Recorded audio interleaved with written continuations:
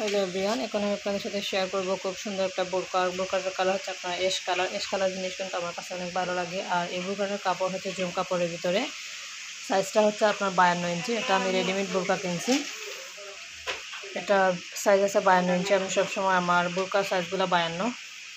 এরকম আরেকটা বোরকা আমার আছে, এটার কালার হচ্ছে আপনার পিঙ্ক কালারের ভিতরে। এই বোরকাটা আমার ডিজাইনগুলো কিন্তু খুব ভালো লাগে। এখানে দেখতে পাচ্ছেন একটা বউ, মানে আমি যেটাকে বলি ফুল দেওয়া আছে। এটা এই ধরনের কুচি, যে এখানে কুচির ডিজাইনটা থাকে, আমরা এগুলোকে বলি মেক্সি কাটিং বোরকা।